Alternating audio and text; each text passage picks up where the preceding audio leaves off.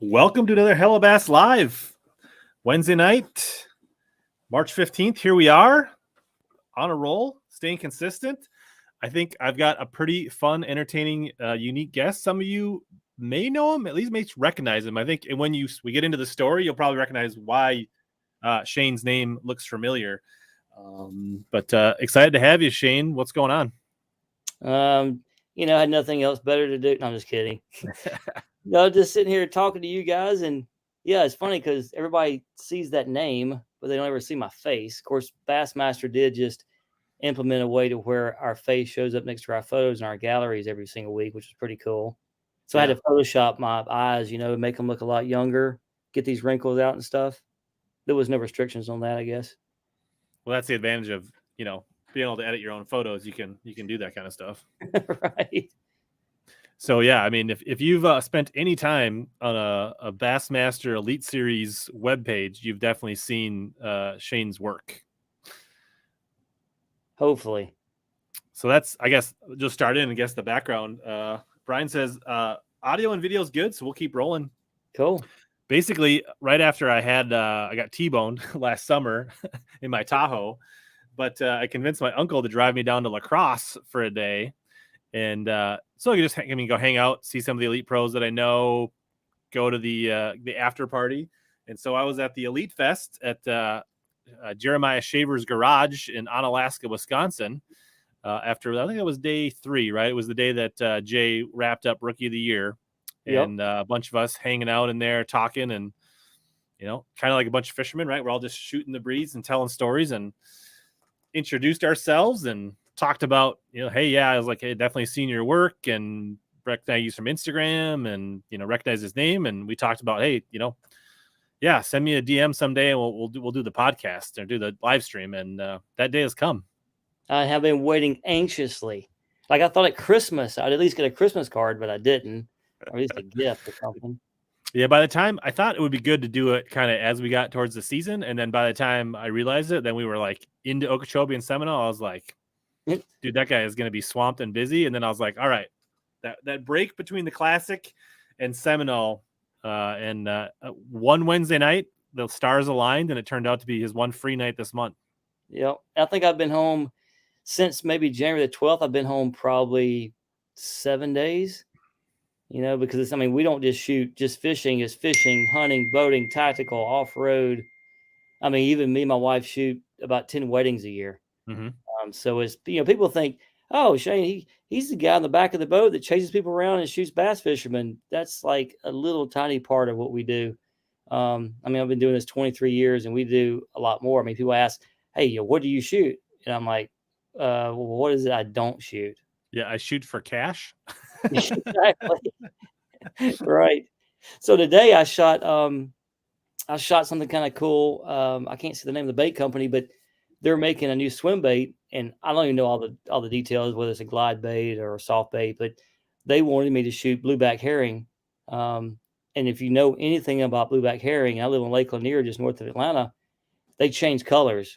They're really a saltwater fish, really, and so when they get stressed, they're red. When they are spawning, they're pink and lavender. And so I was like, how am I going to do this and how these fish keep the color? So I just went to the local bait shop and bought some herring and came home, and I took some photos, and they emailed me back. They're like, why all the scales missing? Because they're fragile. They're like glass. You handle a blueback herring and the scales come off everywhere. And I said I wasn't going to talk about this, but I might have taken some Benadryl and put it in the water just to make them a little more manageable. Just make them more relaxed, make it more comfortable, right? Just like a little Dramamine before you take a flight. It's the same thing. It's for their own benefit. Yeah. And listen, no fish was harmed in that photo shoot. They were released great after we were done. So were you just getting photos so they could use them as patterns for paint jobs, or is that what it was? Yeah, I want a good pattern. And I probably had a dozen, and they were all different. They all reacted differently. Once they had some sedatives in them, they kind of calmed down, but their hues changed. So I took a bunch of different shots in a matter of literally 2 or 3 minutes before I could put them back in the bucket. So that was pretty challenging. Yeah, I'm sure they just laid there and then didn't move at all when you were trying to shoot them. Oh yeah, yeah. Well, after they were sanitized, they didn't move at all. Oh, and then my dog ate one. I laid one to the side, to get a fresh one, and I look back over, and it's gone, and it didn't swim away. That's for dang sure. And there's my big old 86-pound white lab licking his lips like he just had like some T-bone steak for dinner. So that was one down the drain, so to speak. Cooler lid AP. You saw me last night. Where was I last night? I was about to say, I don't know cooler lid. Maybe I was on the other. Maybe it was the other live stream he's talking about that I was on last night. Otherwise, maybe he was stalking me somewhere in the neighborhood. Yeah. Yeah. So why Benadryl over like a CBD? Do you have experience with drugging fish that you know that Benadryl works, or what's? Well, I don't live in California, so I don't have marijuana growing in my backyard like everybody else does. So it was about the only thing in our house that I thought might relax them. I could have poured some red wine in there, maybe a Coors Light, maybe a Busch Light, Lee Livesey, but I thought that'd be the best thing to use, and it worked pretty. I feel like I could see some heron getting down with some black cherry White Claw. I feel like that would be good if they're female fish. Yeah.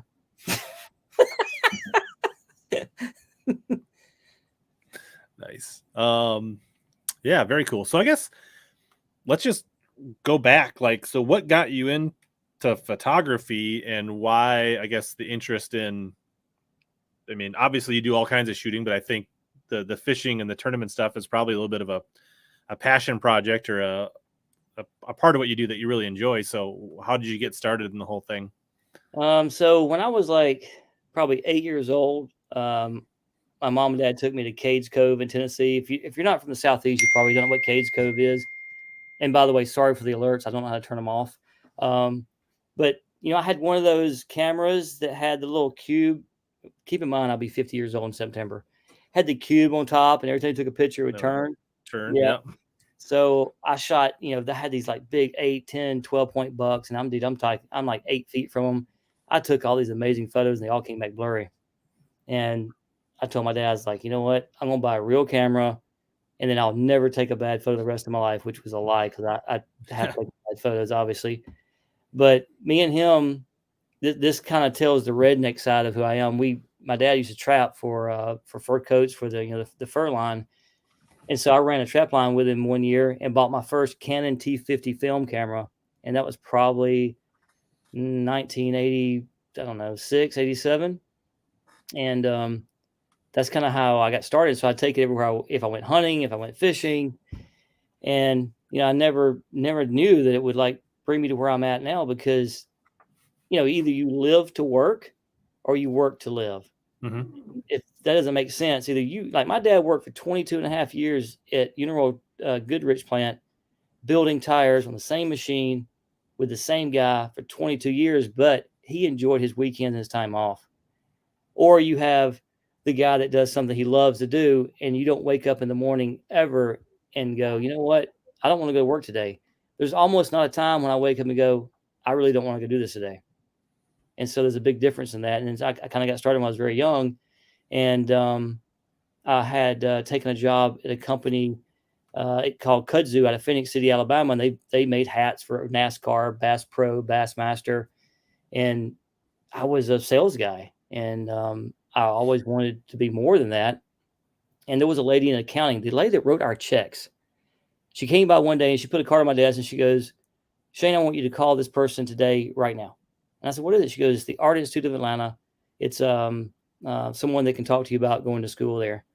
And I said, okay. And so, listen, when you grow up in a small town in Alabama, like I did, Smith Station, Alabama, we have one red light. I think today we have one red light still. Moving to Atlanta, Georgia would be like moving to Australia, for somebody. It was a big, scary move. I didn't know anybody. It's a big city. And so I called the consultant and started going to school at Art Institute of Atlanta in 99, graduated in 2001 with a commercial photography degree. And my plan was to go back home and shoot weddings and babies and family portraits. I never really saw I didn't understand where that could go and what the possibilities were. Fashion, editorial, and collaborative stuff and fine art, and it's just such a broad field. So that's kind of where I got started. Honestly, was going fishing and hunting with my dad and taking photos of things I saw outdoors. And then I started doing more catalog, more advertising. I was a fashion photographer, and believe it or not, at one point I was shooting more hip hop CD cover stuff in Atlanta at one point than anything else I was doing. Yeah, that was big for a while in Atlanta for sure. It was big to get your money too. Yeah. I had the greatest attorney on the planet. She was on that Atlanta Housewives show, Phaedra Park. And I'd go do a job for Akon or Young Jeezy or whoever. And I'd call Phaedra and I'd say, I feel like I'm going to have a hard time getting paid. And she'd be like, next day, call me and go, hey, your check's ready. Go pick it up at the studio. And I don't know what she would do or call, but that's where it went. But 2008 happened, and that was the recession. We're about to go into a serious recession right now. And it was supposed to be a soft landing. And now the banks are in turmoil. I don't know what's going to happen. But in 2008, it was, the worst, what they say, the worst recession we've had in a very long time. And I was evicted from my apartment. I was literally about to go bankrupt. And me and my fiance at the time decided that we were going to, instead of go party it up in Savannah, Georgia with all our friends, it was going to pay for our trip. Let's stay home and don't go do that. And 2 hours later, during the Alabama-Mississippi State Final Four game, the Alabama guy hits a three-pointer at the buzzer. Nobody leaves the stadium, and a tornado hits downtown. And I took a picture of the tornado that was nominated for a Pulitzer Prize that year. And it went berserk, dude. I mean, got me back on my feet, got me back in my apartment, got confidence back in what I was doing. And that one photo literally saved my career. So people go out there and, expect to get that great photo, but you never think that there's going to be a life-changing photo that you take. Is that one of the ones you sent? It is, yeah. What, the skyline of the city? Yep, with the blue, the kind of the blue sky. Can you pull that one up? Yeah. And so if you're looking at this was 9:38 p.m. at night. What you're looking at is the wall cloud is wrapping around Atlanta. The actual tornado is there on the left. The thing in the middle that looks like a tornado is what they call a scud bomb. And when you have a pressure with a tornado, it pulls all that atmospheric air to the into the sky. Once that storm starts to weaken, then it starts to fall back to the earth, and that's what you see there in the middle. And I mean, who knew that this was right here was going to change my life forever? I mean, that's crazy. The next day, Good Morning America called, which I thought was a complete joke. I thought someone was playing a trick on me. And after Good Morning America, it was every news channel, National Geographic. I mean, and it went, people talk about 5 minutes of fame. This thing was like weeks, if not months of fame. And it just was able to, to put me back on the map. And I did a live video about this last night. People talk about, oh, you're so lucky. And, sometimes it's not about luck. I mean, there's somebody else watching after you. Why was I lucky? That train didn't hit me instead of them. And, sometimes there's an intervention that you got to look at. And that's what this was. I think that I made the right decision not to go and party up in Savannah and go drink green beer out of the river. And if I had done that, this right here would never have happened. Yeah, luck is where preparation meets opportunity, right? Just like in fishing. 100%. Yep. Chris says his wife's ears perked up and said, "I remember her." Who's Chris? What's Chris's last name? Oh, never mind. Chris Russ. He's from Iowa, but I can't say I don't know. My knowledge of Atlanta Housewives is very low. Yeah, mine too. I mean, I've heard of it, but I know nothing about it. Well, that's why we're doing podcasts. We're not watching BS like that. So I guess where did the link have you said you obviously grew up small town, so hunting and fishing was like part of what you did. Did you have an interest in tournament fishing or bass? I mean, like at a young age, or how did that like connection develop over time? Yeah, so probably my grandfather owned, if you live in the area at all, and I mean the Chattahoochee River area, you should know a lake called Lake Oliver. And Lake Oliver is probably one of the smallest lakes on the Chattahoochee chain. You've got, the people think that Lake Lanier and Harding and they were dug by man. I mean, they're backups, right? They're backwaters. Right. And so Oliver is one of the backwaters. It's located between Phoenix City, Alabama, and Columbus, Georgia. And my grandfather owned a marina there. So when I was even if you think about your very first memory ever, all my memories are from that boat landing. And I grew up on the water. My dad was a fisherman. He taught me. My dad's one of the greatest fishermen in the history of time. He taught me everything he knew, and I wanted to be a Bassmaster pro. Like that's the dream. To fish professionally. And then when I was 20, probably 23, 24, me and my dad opened a barbecue restaurant up in Eufaula, Alabama, called Phil's Barbecue, and it's still there. Our recipes with Brunswick stew, baked beans, it's all homemade. Barbecue sauce is all homemade.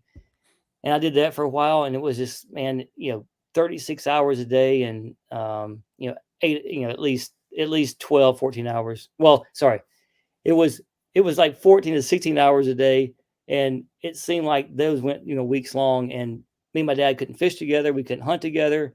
Either I opened the restaurant, he opened or closed, and it's got to be too much. If you own a restaurant, you got to be married to it, and you're probably not married at all, actually.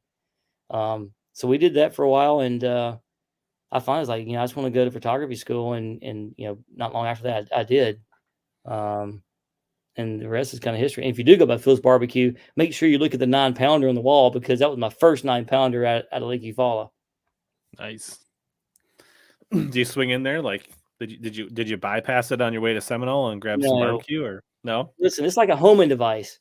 Like my car knows where I'm going. I get to Eufaula, it's going to Phil's Barbecue. And I'm not trying to put a plug in, but it is extremely good. It's cooked, it's cooked with hickory and oak, and all the recipes are still the same. And I think there's only one. I think it's the only barbecue restaurant in town, actually. Do they do the Alabama white there? Oh God, dude, I hate white sauce. I'm just asking. I've had just about every barbecue there is, but I've never had the Alabama white. My stepmom, she loves that stuff, and I can't stand it. And it's just the way you grow up. Our sauce is a thin mustard base.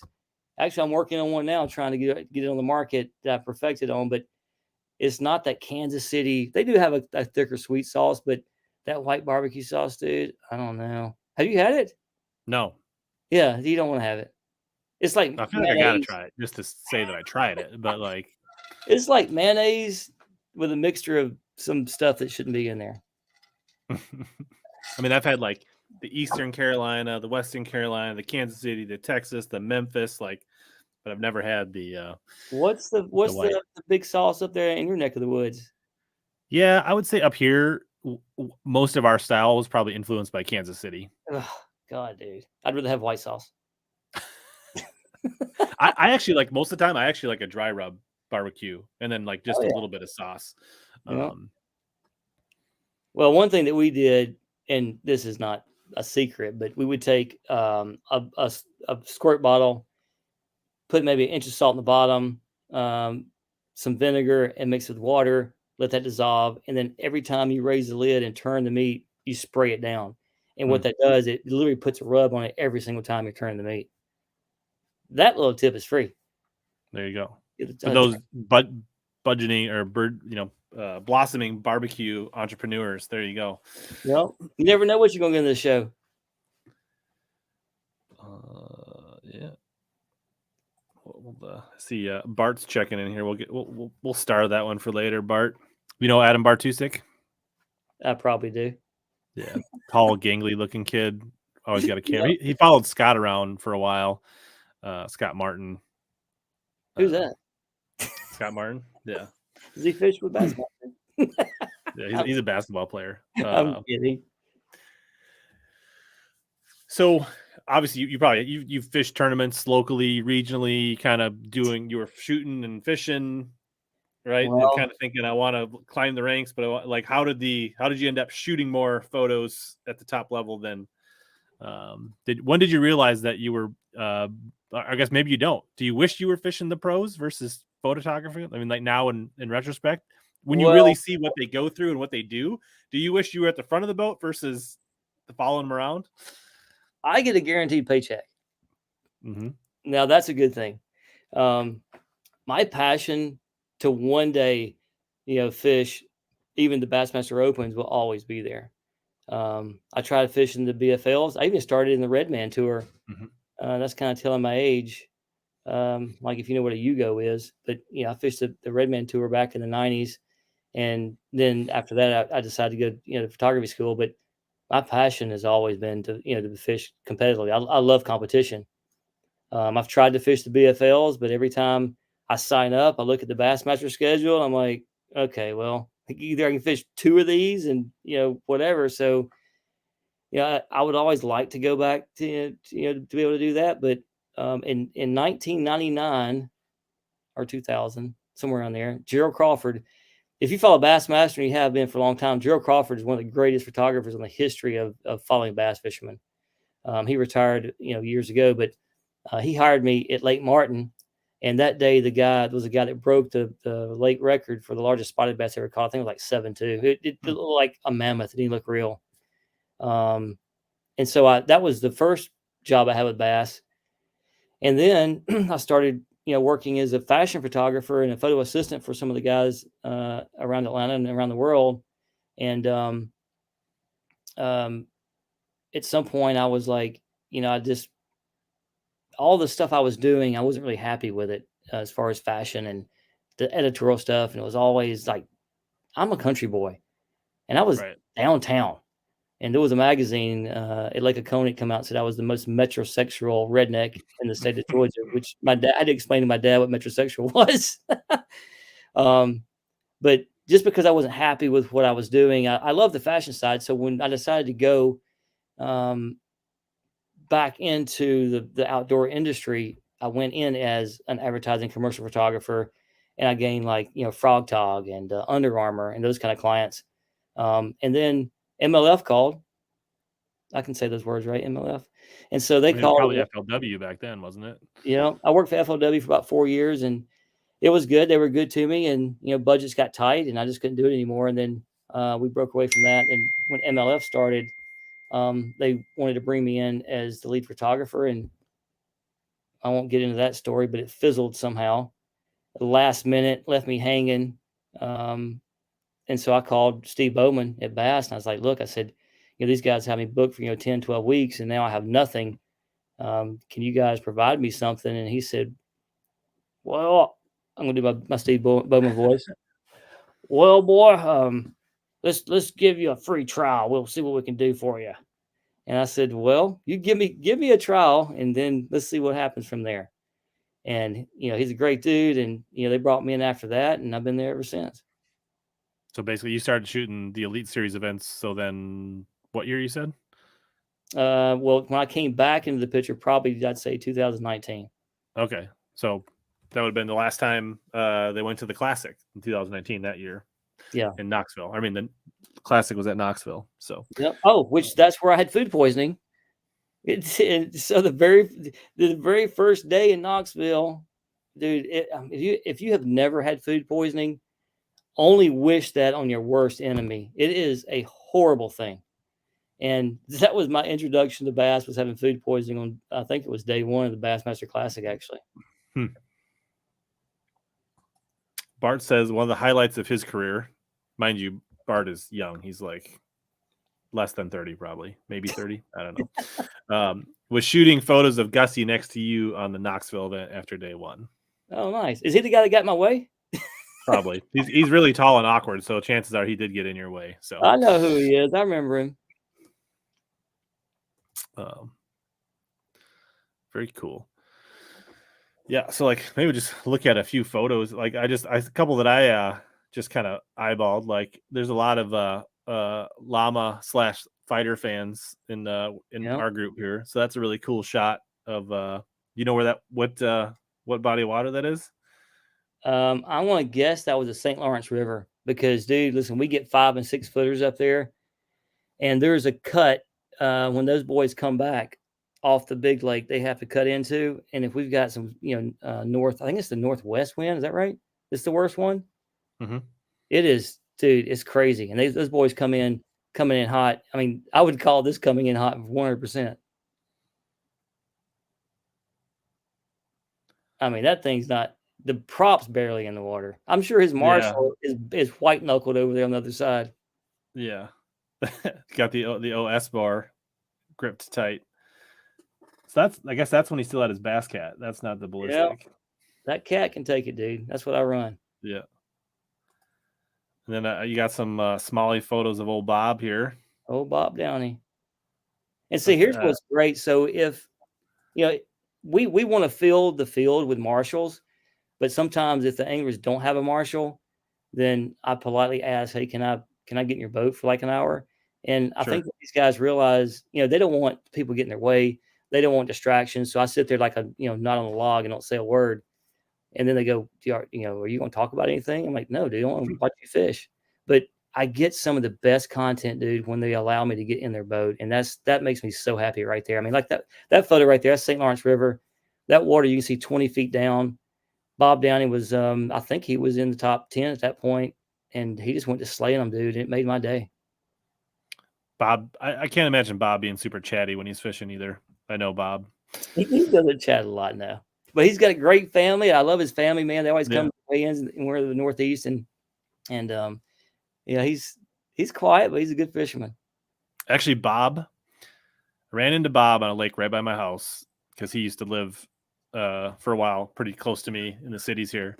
And I had just gotten my 2005 Pantera, but I had got it used. And he was thinking about getting a cat. And he'd come and whatever, maybe he was in an old Nitro or something. He's like, man, yeah, I want to check out. Because I got back then in Minnesota, like a bass cat was pretty rare.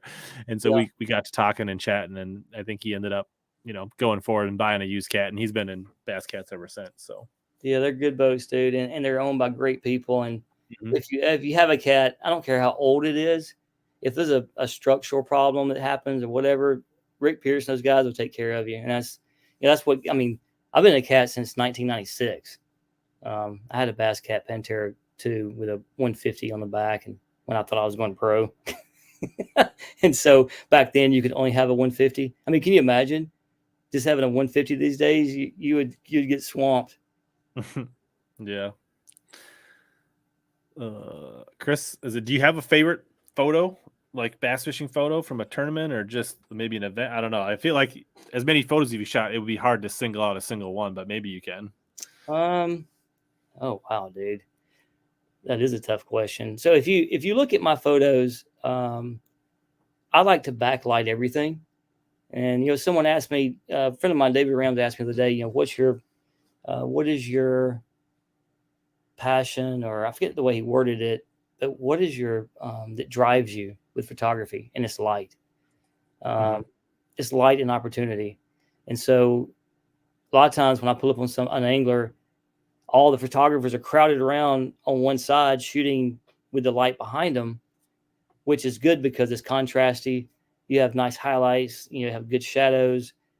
But if you look in that gallery, you'll see some backlit photos. When you backlight somebody, you can't get the reel spray. Well, the fishing reel spray, you can't get the water off a fish when it jumps.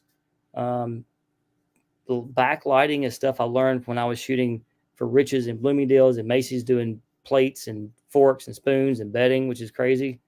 But I said, man, there was, I tell you, there was one time Todd Alton was fishing the Classic, and I remember the sun was coming up behind the trees. We had a lot of fog that morning, low lying fog, maybe 3 or 4 feet off the water.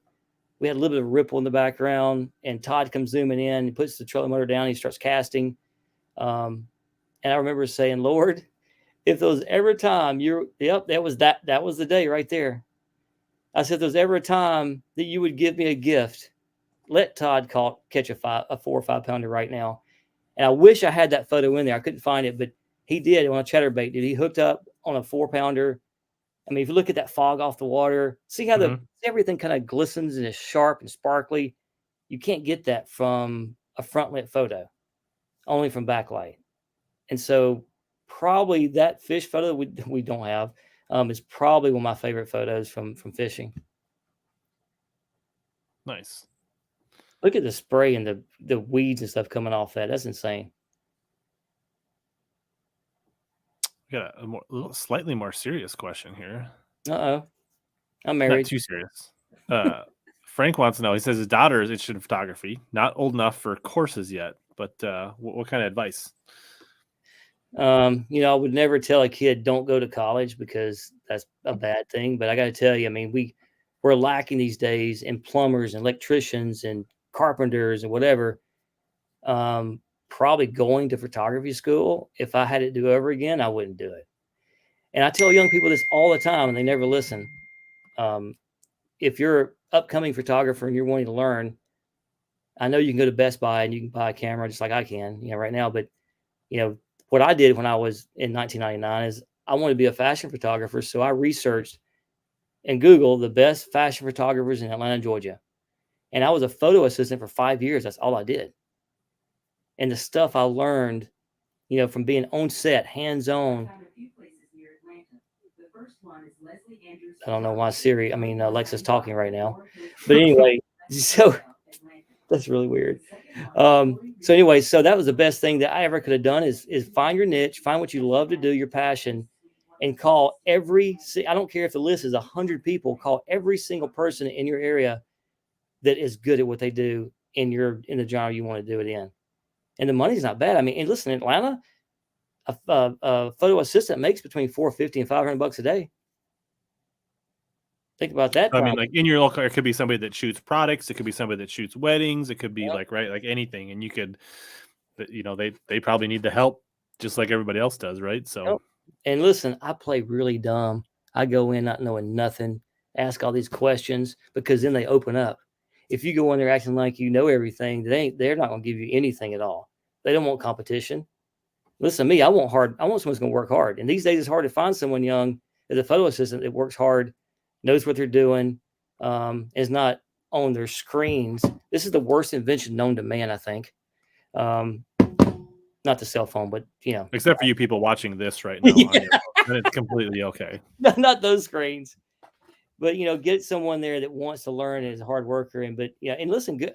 I started day trading 2 years ago, swing trading and day trading stocks. I learned everything off YouTube. And that's the thing about bass fishing. Like, when I was a kid, this is no lie, dude. I had in my room when I was 12 years old, I had my TV, my nightstand, my poster of Superman. And then I had my filing cabinet that had nothing but Bassmaster articles in there. Fishing Lake Eufaula in January with a whatever, zip it out, I'd tag it, put it in a folder. Fishing whatever lake using the Tom Mann jelly worm, went to a folder. And then that's all we had. But now kids can watch YouTube and their learning curve is ridiculous. I mean, look at, with the Garmin Panoptics and Durant's Active Target and all this stuff. I mean, they can go watch a few videos in an hour and they blow our minds. So I would, tell your daughter, to watch YouTube, figure out what kind of niche you want to be in, and then call your local photographers and be a photo assistant. Yeah, I mean, I would think, right? Like, I guess I don't know a ton, but like maybe a camera is not in the budget, right? But I think just from what I've heard, right, like you could take your Android or your iPhone, get an app that allows you to do manual adjustments and settings, right? Go Right. watch YouTube videos, take what they say, go out and practice and get your reps in. Then you maybe get an assistant or some kind of apprenticeship, right? You take those first couple jobs, get a camera, and then just kind of keep Right. cycling and like I hate that the iPhone came out with portrait mode. Do you know why? because it oversimplifies it or Oh, man. makes I mean, everybody think they're a pro photographer or yeah, people, they look at photos. If someone said you can only have one lens in your bag, that would probably be my Canon 70 to 200 2.8. And so what the iPhone did is they came up with the software. And the reason people like that is because if I do a headshot of an actor or whatever it is, they like that background to be soft. And so to get that, you have to have, not to get too technical here, but you got to have that focal length at a 2.8 aperture to get that background to go soft. And so iPhone came up with a way to do that in the software in the phone, and that's what portrait mode is. Mhm. It it yeah, I mean, it is what it is.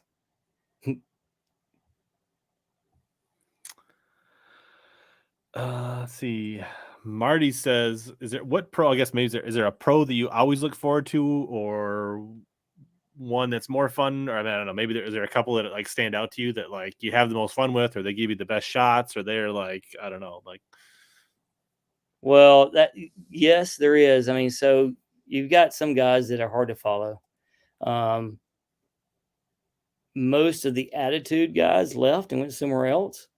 Um, now that anglers are realizing that social media is just important as how good you are at bass fishing. I mean, because to think about this, if you're a young guy and you're wanting to get in the sport, you got to have sponsors. If you don't have a YouTube page or a good social following, then you're in mhm. trouble. And so there's some. I mean, Swindle. I mean, I think off the top of my head. I mean, he's great to follow. Um, Lee Livesey. I mean, Lee, and I don't know if you can find that photo on there, Rich, but there's one of Swindle. Yeah, that's a good one. But Lee actually at Lake Fork when he won last time, the fish, the 9-pounder, was fighting to stay on the right side of the boat, and I was on the left. Lee actually pulled that fish to the left side of the boat so that I could get great photos. And so someone like that is, definitely, good to follow. Zaldane, he'll do the same thing sometimes because they know how important. And listen, their bag weight's important, but Right. also the content that we create is content creators is important as well. And there's some guys that maybe John Cox. Listen, the guy never stopped smiling. Like he ripped a hole in his boat 4 feet long at the last tournament at Seminole and almost sank. And so when I went and did a little story with him, um, he told about what happened, and he's just a happy dude. I mean, our catalytic converters got cut off at the Sabine River a couple years ago, and he was one of them that got cut. And I did a little video with him on that. He was just a big smile, big nothing but smiles. There's one in I forget where it's at. That's Micah Frazier, good Mhm. dude. He's a local guy. He's probably on about a few minutes from my house. I feel like you might have gotten wet taking this photo. That's me in the boat actually, and Oh, so that photo of Cabela's, no, not Cabela's, Gander Mountain. Remember the Gander Mountain? yep. So I got a phone call from a modeling agency in downtown Atlanta. And they said, "There you go," and they said, "We need some models to be in a video for Gander Mountain." And so they called me, which I do a lot of model tests for the agencies. And she goes, "Look, I'm not calling you to book you for shooting some of my girls. We want you to be the talent." And I was like, "Oh boy, I'm 40 years old and 5'7". What am I going to do?" She goes, "Well, they specifically asked for a bass fisherman." And so I went and did the job. I made like I think $2,500 for the day, and all I did was fish, just throw some lures. Yeah. So that's where that. And then a week later they filed for bankruptcy. And then I got this huge bag full of tungsten for 70% off. So everybody wins. There you go. Daniel says, you ever caught something funny on camera that I guess the bass wouldn't let you release? Oh boy. Hang on a second.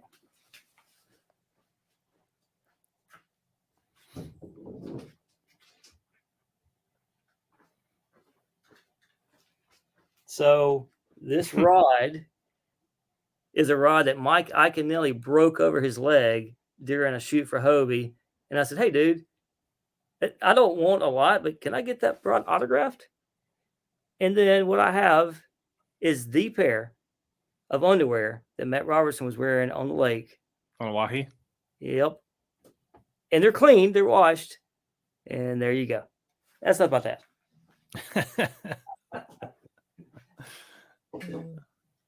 That question sounds like it was loaded. Oh, and they're autographed, by the way, in the crotch. Hey, man cave stuff, dude. You got to have conversation pieces. Well, Dave says stop skipping some of the other ones. So Yeah, we can go back to some of those. So we could just see here.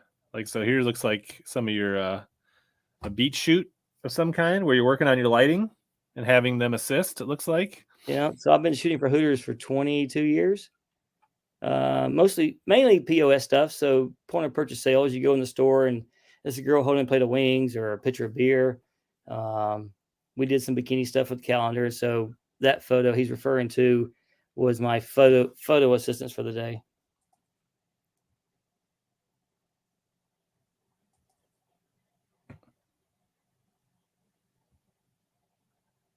Are they able to see that? Huh? Are they able to see that one? Oh, you know what? I just realized I wasn't even sharing the screen. What are you doing? Man, is this your first time running a live stream, Rich? Come on. There it So yeah, is. here's the photo assistants that we were referring to. Yep. Let's see They here. were very hard workers. My wife's a Hooters girl, actually.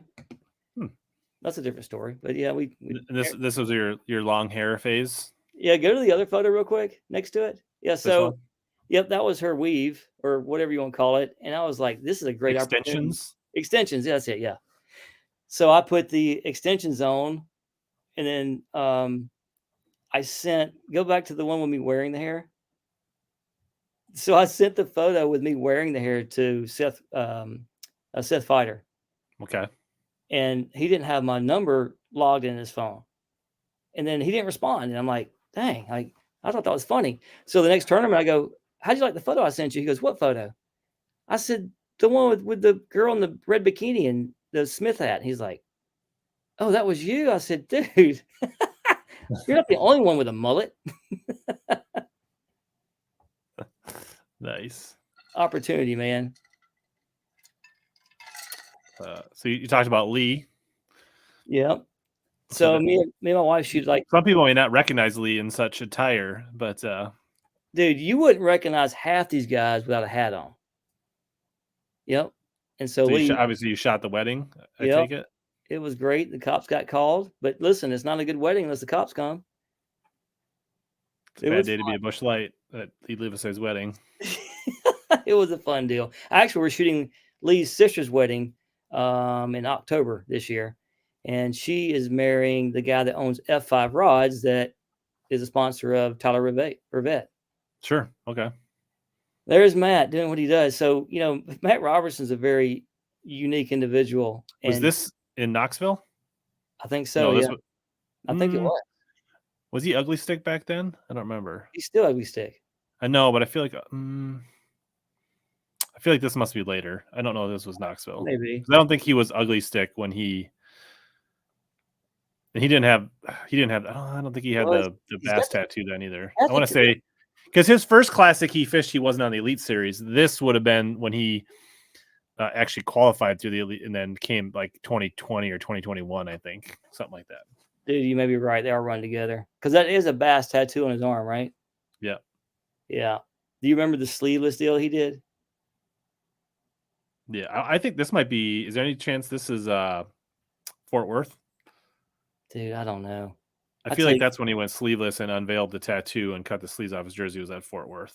I take about 500,000 photos a year for those guys, so it runs together for me. And my memory. Every photo's not special to you anymore. Well, no, they are in a way. It's got the Mossberg sticker on there, so yeah, you may be right about that. I feel like it's a little newer. What else you got? Yeah, so what else? I mean, I guess if anybody in the chat, like if you guys want to hear the story behind one of these photos, let us know. There's one of Zaldane. Is that you? Yeah. So I live on Lake Lanier. Outside of California, we are the spotted bass capital of the world, hands down, 100%. I mean, when they're biting, you can go out there and catch, a spot that weighs 4 pounds almost every single day. And so I tell the guys, look, if you have a day off, if you're coming through going to a lake that you're going to practice on, call me. And so I made a deal with Zaldane, and I said, look, if you'll come through, teach me how to fish that big swim bait that you guys make, then I'll do some content photos for you. So he did. And I don't know if you can see the photo of me holding up that big 9-pounder, but Zaldane went fishing with me for a day. And then about a week later, I went back out and took that big swim bait, and I stuck 25 pounds in one afternoon by myself. And look, I grew up on Lake Eufaula. I've never put 25 pounds of fish in the boat by myself ever. This one? There it is. Yep, that's the one. That's the big 9.2. So that was out of Lanier? Yeah. I mean, that's a dang stud for Lanier. Like, Yeah. Yeah. And I had another one that big. I tell you what, I would have busted 30 pounds that day if I'd have caught the other one that chased my swim bait out. But what he taught me was just like, like my biggest thing is I was, when they were biting it, I was snatching it. Well, yeah. that big swim bait's got those trebles in the bottom, and just like any other swim bait, you have to let them eat it. And I learned the hard way, but once I missed a few and locked in, dude, we put some meat in the boat for sure. I got home. This is no lie. I got home and my hands were like this, and my wife was like, "You ready to eat dinner?" I go, "I can't eat right now," and she's like, "Why?" I said, "I just caught 25 pounds of fish on Lanier. I can't even think straight. This is crazy." Then my neighbor, I got to give a big shout out to Frank Cancel. He's my neighbor that lives on the water, who doesn't really fish a lot. I called him and said, "Dude, please come down to your dock and take some photos because I'm about to release these fish back in the lake, and I got to document this because I may not ever see it again." And that bite's about to happen right now. As soon as we have this cold weather pulls out, in the southeast we had the weird cold spell. That bite with the big swim bait's about to happen anytime now. Nice. I actually was in Atlanta last week. And you didn't call me. Yeah, it was kind of in and out thing. I didn't really. I landed at 11 on Tuesday and flew out on 3 o'clock at Wednesday. Oh, wow, got you. I did think about it, like when I was driving down there. I was like, I didn't really think because I didn't plan this out very well. It was kind of a last minute thing. Well, dude, keep me in mind next time you're here. Try to stay extra day. I mean, I can't guarantee that, but we can put you on some big spotted bass. Like I grew up near Lake Martin in Alabama, and those spots over there are different. I mean, the biggest one over there, probably the biggest spot I ever caught out of Martin, maybe 3.5, 4 pounds. Mm-hmm. I've been fishing all my life. And here on Lanier, dude, that's an everyday occurrence. Someone caught a 7.2 last week out of Ball Ridge Creek, I heard. I mean, that's a freak of nature. Just go to Midget Wrestling, find that one. Yeah, I guess Eric wants to ask, because fighter is kind of a favorite down here. Is there any special protocol with guys that smoke that you got to work around, or like? I have a special filter I've built into Lightroom to edit out cigarettes. I mean, here's the thing about Fighter is that's what he does. All right. And then that's whatever. We all have our vices. Yep. But I can tell you this, when he sees me coming, I immediately see him put the cigarette out. And one thing he never does, you'll never see him do this. He will never throw it in the water. If in the back of his boat, I was with him one day fishing and he was pushing the hot foot down and it wouldn't go, because he had so many cigarette butts behind the pedal. They're just kind of wedged under where the rocker and the. Yes. I mean, these guys respect what we do. I have mad respect for these pros. Mm-hmm. They work hard. Anybody that says, "Oh, hey, go get a real job," because I know I could win on this lake. Are you gone during your first baby's birth? Are you there for Mother's Day? Are you there on all these holidays? Are you there for all this stuff? Are you spending hours on getting tackle ready? So I have mad respect for them. And one thing I've noticed over the last few years is these anglers on the Bassmaster Elites have mad respect for the guys that cover them. Andy Crawford, Dalton Tumblin, Kyle, Jesse, those guys, we all fish and we know how not to get on their fish. So the respect is very equal both ways. Yeah. I met Dalton. I think he was one of the lead shooters in lacrosse when I almost won the Northern Regional for the Bass Nation. Oh, really? So you fished? No. Actually, no. I met Dalton at the Bass Nation Championship the last time I went down in the Ouachita River. That's where I met him last time. Yeah. He's a good kid. He learns quickly. So you said you want to talk about this one? Yep. So this is Midget Wrestling. I've got a few friends that are smaller people. That's Raphael there on the right. This was shot in my garage, which I had built into a studio to do all their headshots. And so I felt really guilty about going and watching Midget Wrestling at my local bar. And me and my wife decided to go and take some friends with us. And I was able to go backstage. I brought my camera and I got to hang out with them. And the thing is you have to look at them as they're entertainers and they're athletes. I mean, the stuff they do, man, they're jumping off 6 foot tall, ringside, hitting each other with trash can lids. And I had the discussion with him. I said, look, I said, honestly, I feel bad about being here. And Raphael's like, dude, why? Like, you come to see a show, right? We're putting on a show. Are you enjoying it? Yes. And there you have it. It's done. And so now when they come through town every year, they come by the house and I set up a studio and we do their headshots for them in the garage. The last time they came a little intoxicated and my 86-pound white lab was like bowling pins. He ran through the yard, knocking them over. My neighbor was calling like, dude, what is going on at your house right now? Like, because sometimes I have models here. Sometimes I have product stuff. Sometimes we're shooting fishing in the yard. Sometimes you're drugging bait fish. I mean, you never know what's. Putting some little Benadryls and some blue like herrings. And my neighbor was like, what in the world is going on at your house right now? So the point is, if you get a chance to go see midget wrestling, go see it and watch it as a spectator and enjoy the show and don't worry about, feeling bad about it because that's what they do. They make good money as well. Yeah. So what's the story behind the glasses for the people that don't know? So probably 10 years ago, if you're an Atlanta Braves fan, Phil Necro, who also called Nugsy, one of the greatest, well, probably is, and to this day and forever will be the greatest knuckleball pitcher in forever. And I believe he was a Twin as well at one point, wasn't he? Maybe. I don't know. Maybe. I don't know. Maybe not. Maybe I'm mixing things up. But so he wore these glasses to a charity event that I do, working with Operation One Voice, which is we raise money for guys coming back from overseas that have been injured, and we take care of their family once they come see. If they come here to be rehabbed, we take care of the family, their hotels, the cars, whatever. Anyway, so Phil gave me this pair of glasses a long time ago. I didn't know you had that. And so I created a character a few years ago to have fun with it, and it's just kind of taken off. Is that John Cox? Yeah, this is the. You kind of talked about this earlier. We'll play the video in a little bit. That's awesome. That's hilarious.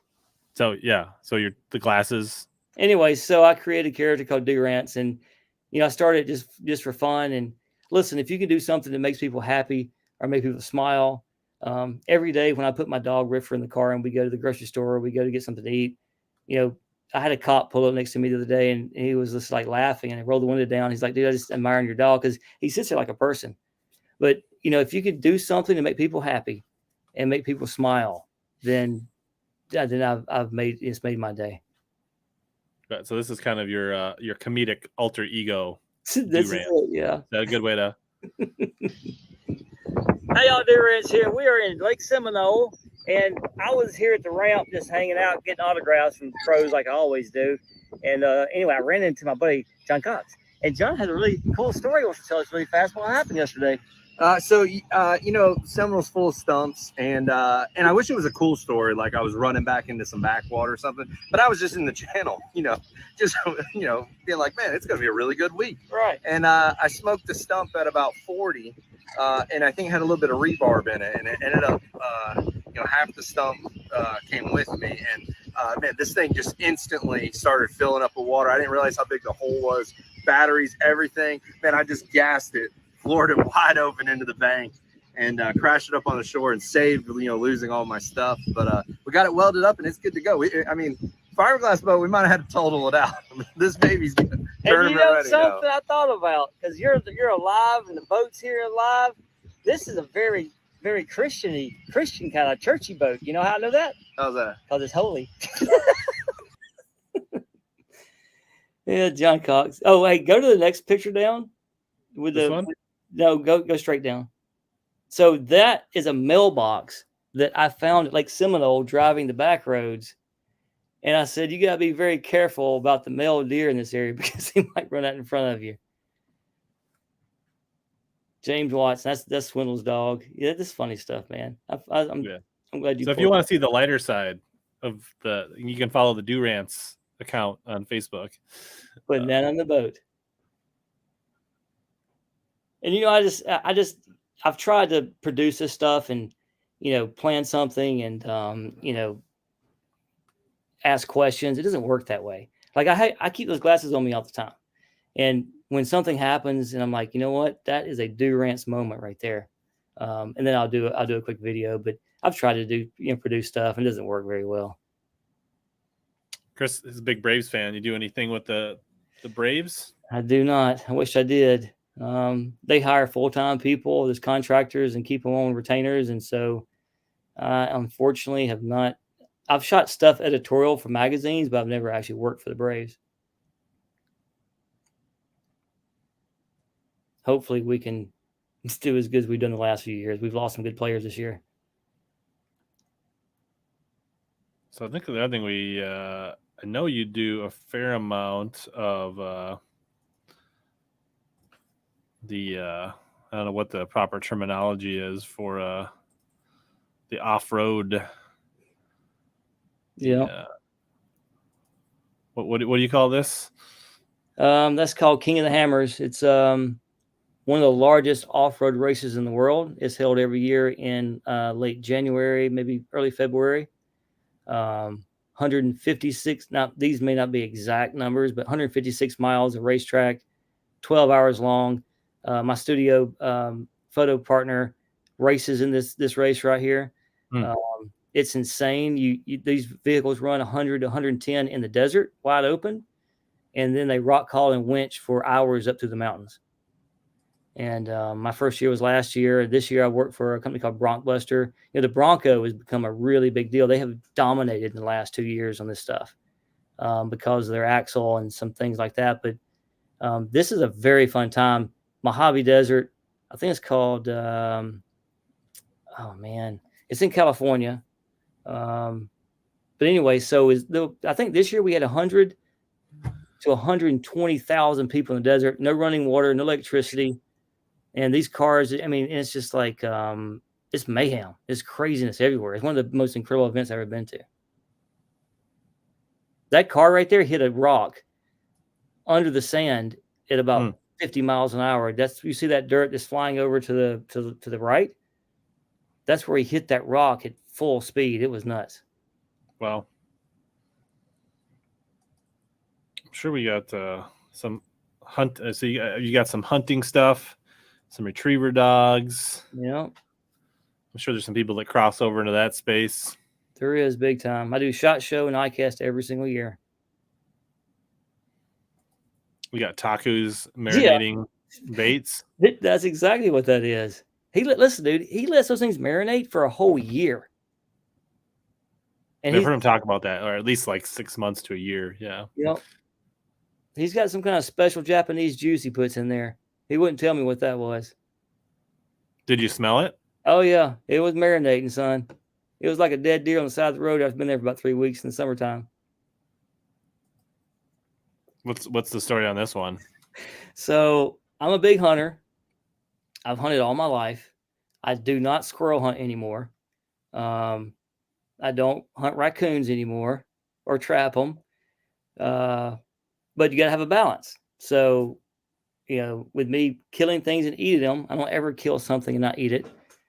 Matter of fact, I run over a small deer at the St. Lawrence River last year, and I put it in the trunk because I was trying to figure out a way to, take it back to Atlanta, but I didn't figure that part out. But anyway, so this here is Sully, and he was one of our squirrel rescues. Me and my wife have started rescuing southern flying squirrel and gray squirrels in the last 5 years. Of course, me and my dad have done it all our lives.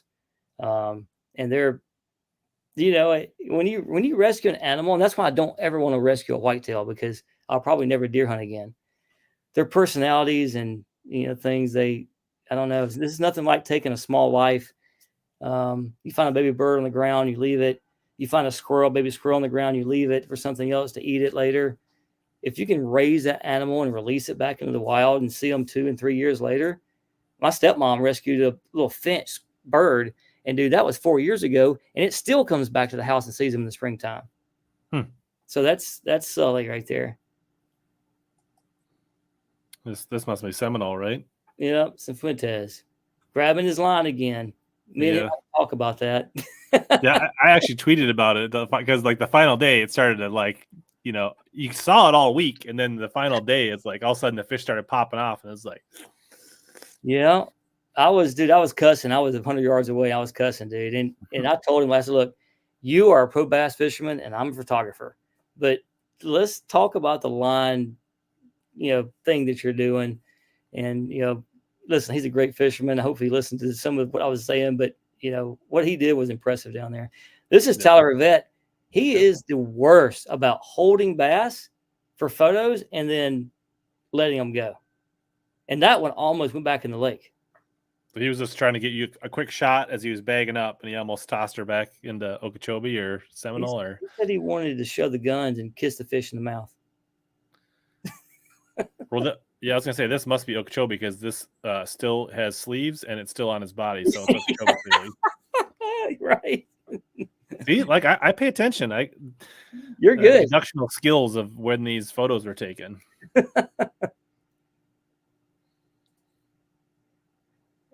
Yeah, there's the boys right there. Now the guy on the left, I forget his name every time I see him. It's Pat, right? Yep, Pat. That's right. I forget Pat.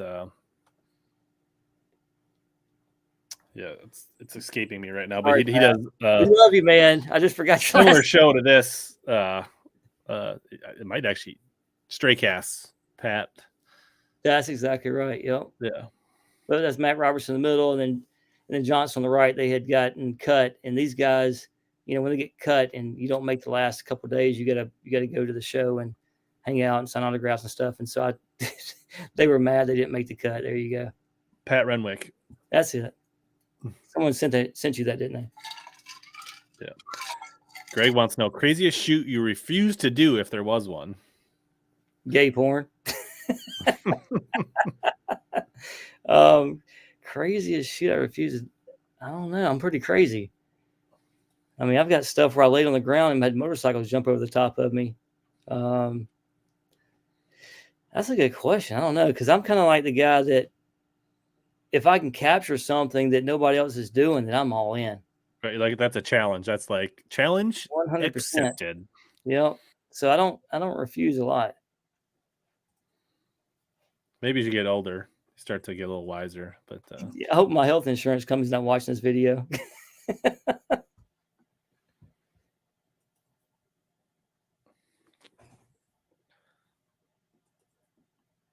Oh, the mayfly. Do you guys get those up there? Oof, thick. I don't know if they're the exact same breeds, but yeah. I mean, like on our bigger lakes like Mille Lacs and places like that, they get really bad. And the fish, it's not bad. The fishing goes crazy, right? Well, it does, and then it usually flatlines, right? Like when it's active and happening, but then there's usually like a hangover period, typically for us, anyways. So on Lake Oliver, when I grew up as a kid, I started fly fishing. And the mayfly hatches, dude, is what I dreamed of as a kid from obviously May into June. But really on the Chattahoochee chain, we don't see mayflies until June. But we'd have them so thick that Doppler radar would pick them up on the radar screen. And the fishing would be stupid. And I had people come go fishing. Like, listen, my dad, we lived on a little road that had like 8 houses. It was dirt. If I rode my bicycle around the corner where he couldn't see me, I would get whooped. But at the age of 10, 11, 12, I had a 14-foot aluminum boat with a 8-horsepower Evinrude on the back. And as long as I wore my life jacket, I could go fly fishing. And so the mayfly hatches, dude, I dreamed of those things. And the fishing would go nuts. And people go, hey, why you got all the sticks in your boat? Well, if you fish around mayfly hatches, you know that at sunrise and sunset, they fly off. This is a horrible life, by the way. They have 24 to 48 hours to have sex, lay eggs, and die. And so I'd keep these sticks in my boat. And if the wind started blowing, which made them go back onto the trees, I'd throw the stick in the bushes from the boat. Mayflies come off, go in the water, and catch more fish. Bluegill start feeding, bass start coming in. Yeah. Excite the food chain. Yep. Yeah. Up on Lake of the Woods, where we'd go walleye fishing every summer in June. But yeah, also called mayflies up here, but they're typically the worst in June. But like, if it was bad, there would be times where they would turn off the lights in town at night because like if you left lights on like a Coke machine, whole Coke machine would be blacked out with mayflies. Yeah. The street lights would just be completely covered. when it was really bad, you drive down the road and you would just hear like crunching under your tires. They were so thick up there Yeah. sometimes. Like where it has to be like, it could actually get like dangerously greasy on the roads if the Oh, mayflies wow. are bad enough. We don't have hatches like that here anymore. Pollution has just decimated them, which is sad because I mean that's a fly fisherman. That's their dream right there is a mayfly hatch. Sure. And there's all the bass team of photographers. We can't help it. We always take pictures of birds and things going around us, and especially an osprey landing into a nest with building a nest like that was something you just can't pass up. Yeah. Is there like a rivalry of any kind between the photographers as far as like nature shots or fish shots, or like what kind of things do you guys like? I got the shot today. Like what do you guys like? You know what I'm saying? Like try to one up each other. What types of shots? Is it the fishing shots? Is it other shots? Like what is I'm sure you guys got like a private group text where you're like, check out this one. Oh, Like we do. And there was someone that got added to that group text one time by accident, and they were like, "This is like a freak show." But so Steve Bowman, if you don't know Steve Bowman, he's been working for Bass for a long time. He loves bird shots. He likes to see bird shots up close and bird shots building nests and blue heron shots. And actually, Steve Bowman hates bird shots. He gets onto us all the time about it. And the thing is, when you see something like this going on, you can't not put it in the gallery. One thing I have learned from Steve Bowman is that, and I hope people realize this, those galleries that we build on the website every day is very hard work. And it's about telling a story. It's not just about taking a great photo of this and a great photo of that. Our job is to create a story in every single gallery. And unfortunately, Bowman, those birds are part of the story. But there is, if someone gets a really good bird shot, and the funny thing about it is the best bird shot I've ever seen was from Steve Bowman. It was a blue heron fighting cormorant, what they call him, and like wings back, and they were they're going at it, dude. And so there is a bit of a competition about who gets the best bird shot. Nice.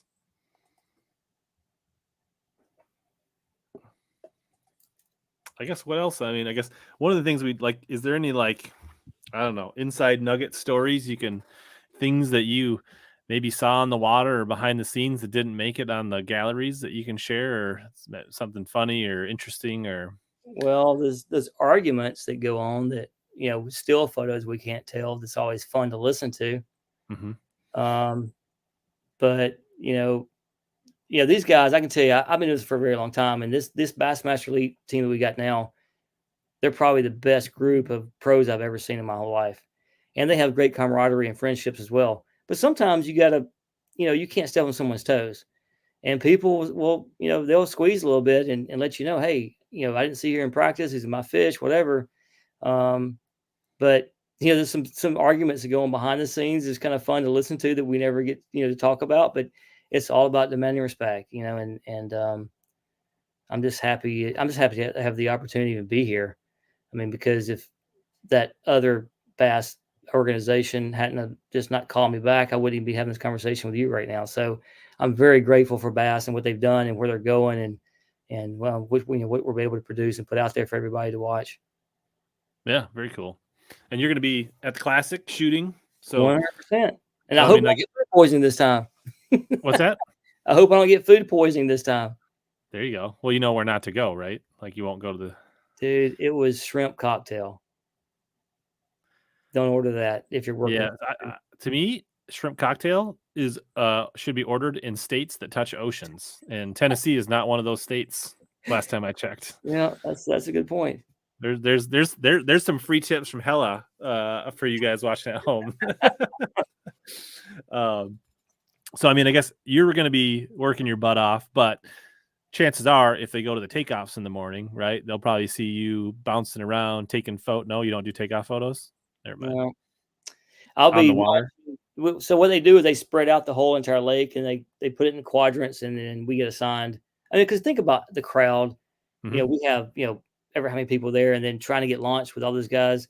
We will usually launch somewhere else and section the lake off and do it that way. But I mean, you might, I don't know. And I always love going to the show, which I never get to do. So I'm on the water until 1 and 2 o'clock, and then doing galleries on the water 1 or 2 times a day, and then go straight to weigh in and shoot behind the scenes of the weigh in, which I really enjoy. And that's something we didn't talk about. Is Bass has asked me to do behind the scenes of each weigh in, and none of the guys like doing that. But I look for dogs and babies and interesting people. When you say none of the other photographers or the anglers don't like it? The other photographers. Okay. And so it's just about getting in people's faces and getting pictures of their dogs and this cat. It's all about telling the story. I mean, what we want to do is build with these galleries, make people want to be there, feel like they're there, and doing the behind the scenes at the weigh-ins is something I actually enjoy doing a lot. So you're going to be at the weigh-in, and you'll be getting photos of Carl Jocumson's crazy fan, like the 50 people flying from Australia. So you'll be in charge of getting photos of that kind of stuff and Absolutely telling that story. Yep. Cool. I suppose they let the takeoff photos. They give that job to like Jo or somebody like that. Somebody can just kind of James oversees that stuff, dude. He is one of the best out there. I mean, he's probably the one currently that's the biggest or most recognizable, right? Like name. And I mean, but he's a great. If you get to know him, he's like one of the greatest guys. I mean, he's funny.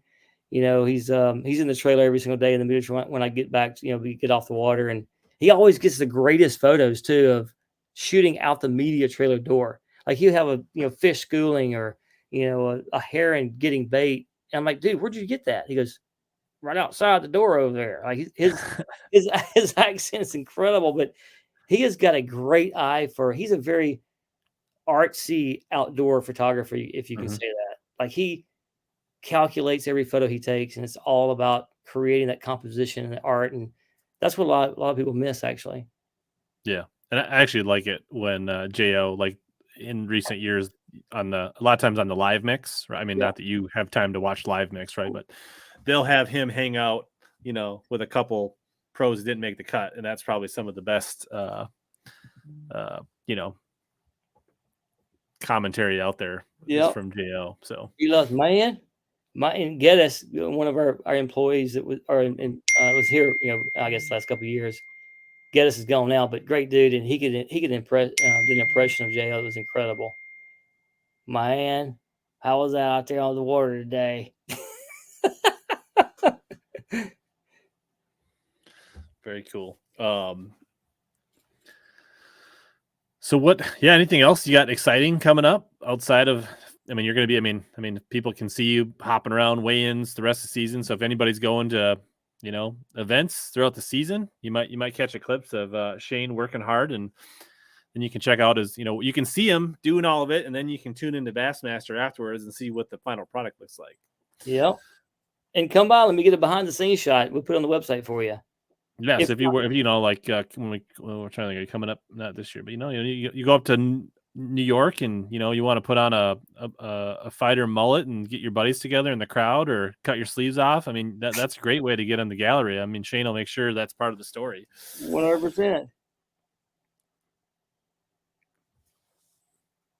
Yeah, I'm excited. So as I told you beforehand, I just I booked airline tickets to the Classic. So I've been talking about trying to figure it out, and I'm going for sure now because I finally figured out. But things worked out where my work got me close enough to make it an easy drive, so that'll save me some cash for getting down there. So good deal.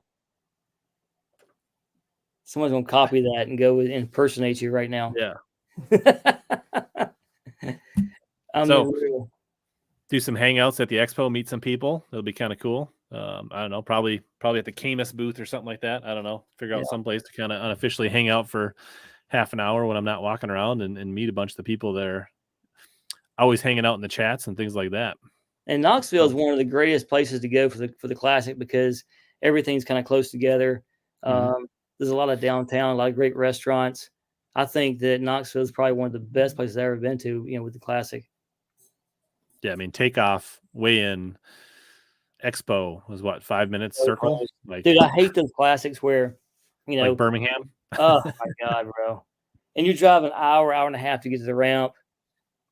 And I'm from Alabama, but they have roundabouts with red lights, which makes no sense at all. you get through those things, and then you got to leave early to get back to the weigh-in. Those things are brutal, but it is what it is, because we have to pick places that have a big enough venue to house 150 or whatever thousand people it is that come through. I don't know the numbers, so nobody dog me on that, but we have a very, very large group of people that come to one in Knoxville, and it houses everybody. You got great hotels, you got good restaurants, and the ramp is literally right there in Knoxville. Mm-hmm. And we have a great vendor show. I mean, ICAST is great, but it's not a cash and carry. It's where you go, and if you're a buyer, you buy stuff. I think the Bassmaster Classic is one of the best cash and carry shows out there, hands down. Yeah, it's the biggest. I think what they say, it's the biggest bass, or I don't know if it's the biggest fishing or biggest bass fishing consumer show by far. I would agree with that. And this will be my first one. I have not been to one, so Really? I don't think I'm going to the weigh-ins, because I still think, like Shane, young dreams, that I'm going to get pulled in, and then Shane's going to take my picture. Yeah. That's the first time I'm going to a weigh-in, so we'll see if we can still make that happen someday. I call that long lens my sniper lens. So if you're eating a piece of pizza or licking a baby's head or something, I'm definitely going to capture that. Nice. T1D Steve says he's heading down. Well, let's I definitely will post it up on things where I'm gonna be. I don't know if I'll do a stream next week because I'll be traveling, but so yeah. Tim says riding with you guys, hell with BTO. That's right. 2 weeks in a row, Panger's going right on top of me, trying to keep me down.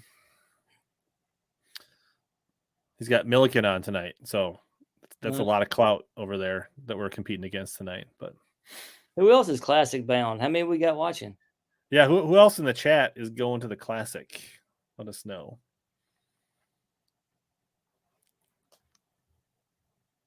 Kyle's going down from Ohio. Nice. Kyle Norris.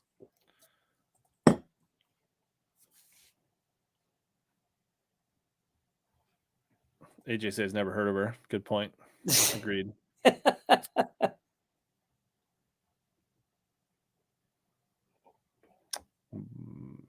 Well, if my you one got chat's faster than this one. Mark says I'll be there from West Virginia. nice. Well, if any of you guys see me, especially at weigh-in, you probably won't see me on the water, but if any of you guys see me at weigh-in, definitely grab me. Don't worry about, oh, he's busy, I'm not going to talk to him. Definitely grab me and say what's up, whatever, and let me get a photo of you guys for the gallery.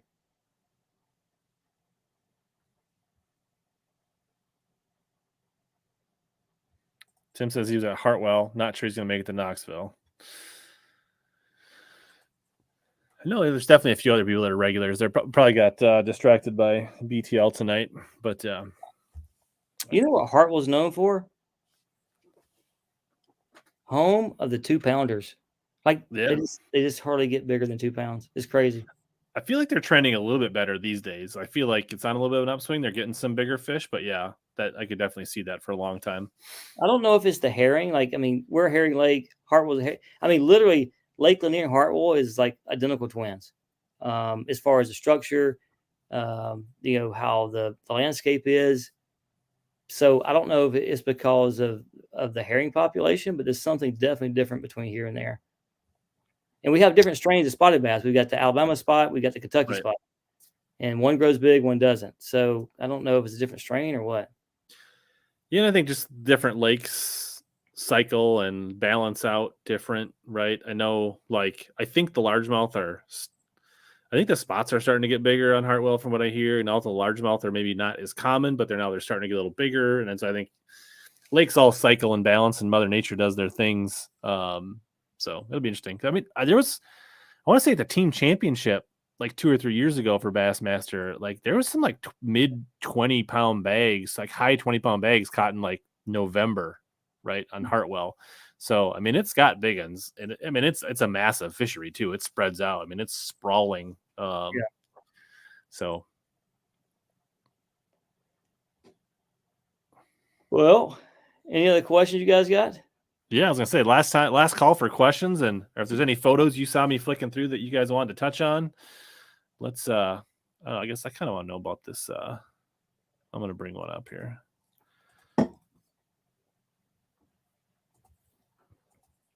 Jimmy's always a popular. It's So what's the story behind this photo? So we were talking about having hair when you get older, and I had just gotten a haircut actually. Mhm. And so Jimmy pulled his hat off, and I said, "Man, I want to have hair like that when I get to be 60, 65." And so that's kind of what we were doing, just having fun and doing his thing.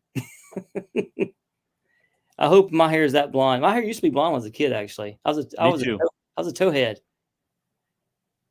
There's a lot of towheads up in your area, actually, for some reason. I don't know why. Yeah.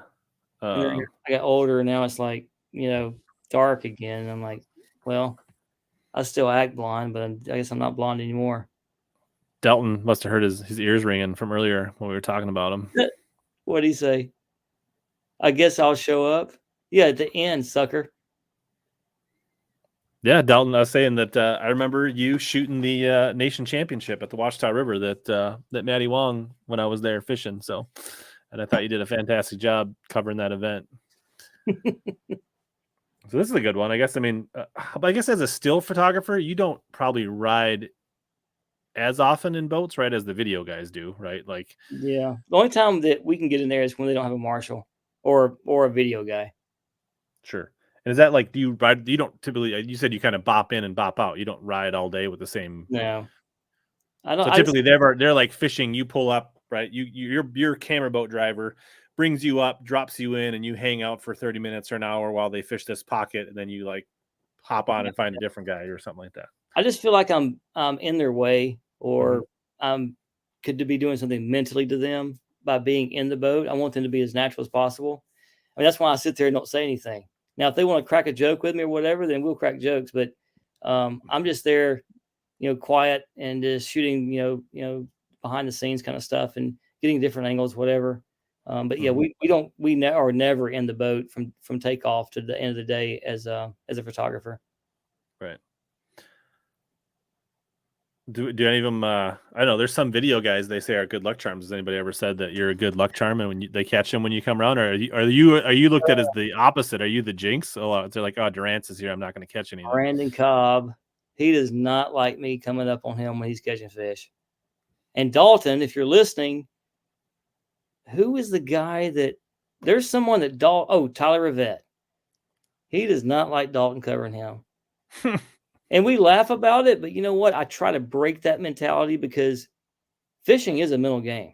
Right. And when you get spun out and you're doing well and the next day you don't do crap and your mental starts to get to you, it is a serious thing. It affects the way you fish. It affects your decisions. And the last thing I need is Brandon Cobb to be going, God, I hope Shane Durant doesn't cover me today. And so I try to break that mentality, cut jokes about it, and get them not to think about that because it's something. It actually affects me as with my job. And I'm like, shit, I got to cover Cobb. He's not going to like seeing me, and I'm not going to get any good content. But um, it is an issue actually sometimes.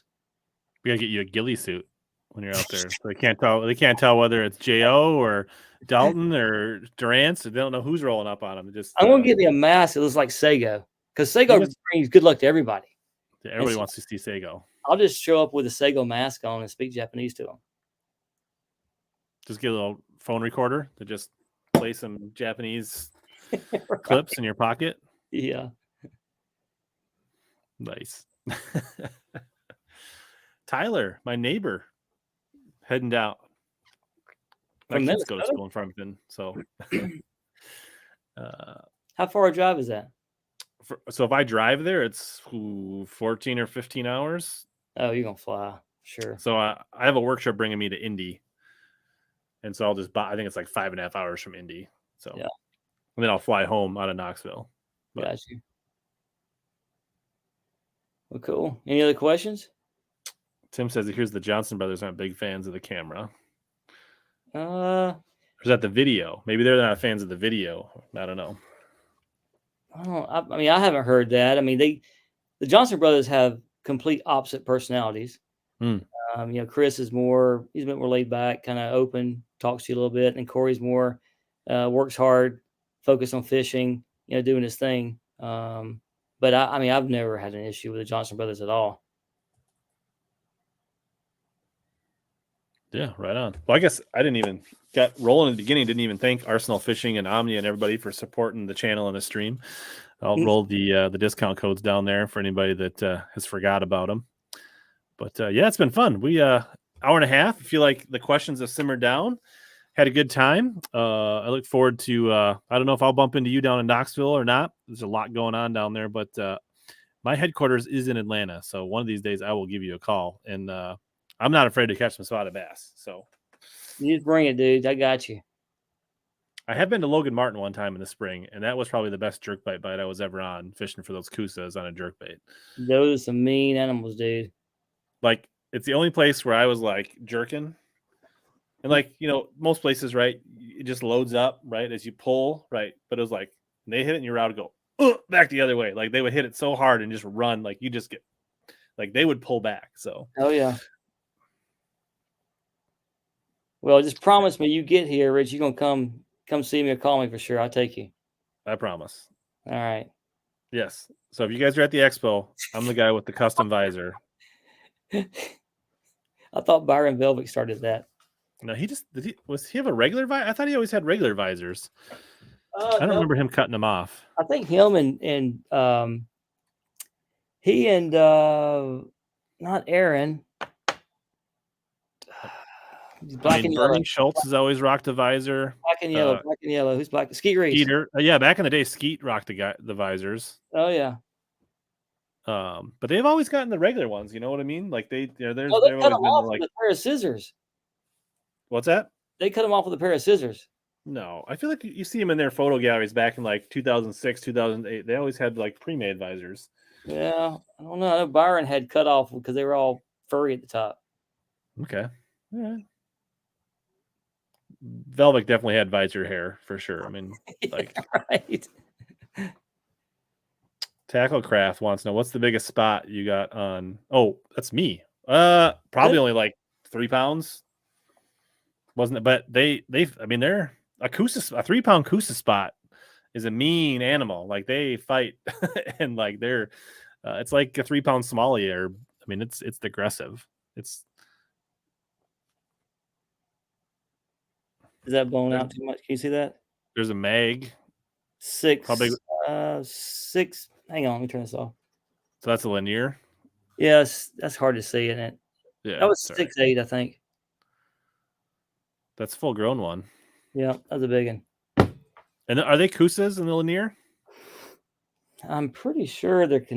You know what? I don't want to answer that because I don't know. They're not. I'm pretty sure they're the Kentuckys or Alabamas. I would love for someone to actually school me on that because I don't know the answer to that. And does Hartwell have the same spots that we have here? Now I've heard that like in Clear Lake in California that produces big 9 and 10 pounders. I've heard they came from Lanier. Yeah, I've heard they were Alabama spots or the Coosas. Yeah. Like they were the. All right. See you around, Dalton. Yeah, so if you came in late, I think there was some good stories tonight. We didn't get like super technical in the X's and O's of fishing, but I thought it was fun hanging out and getting some stories and learning about what it's like to be an outdoors photographer. So if you guys came in late, watch the replay, Facebook, YouTube, or search HellaBass on your favorite MP3. I think it was fun, and we'll probably do it again sometime. Maybe at the end of the season, maybe we'll do this again. Absolutely. If you guys enjoyed it. You guys make sure you check out Shane Durant's Productions on Facebook and Shane Durant's with no spaces on Instagram. And if you get really bored, you can check out Durant's on Facebook, DEWRANTZ, for a couple of chuckles. I'll try to throw some of those links in the description for afterwards so that people are for the lazy people. So, Rich, thanks for the invite, dude. This was fun. Yeah, appreciate it. It was fun. Like we can't always talk X's and O's every week, and it's fun just to kind of lay back and have some fun and tell some stories. And it's sure. Next time we're just gonna have to do it while we're reeling in some spots. Dude, I'm in 100%. Yes, couldn't agree more, Daniel. Everybody harass Panger and tell him to do his weeknight streams on Tuesday or Thursday. Appreciate it, dude. Well, as always, here to help you guys catch more big bass and suck less. See you, bro.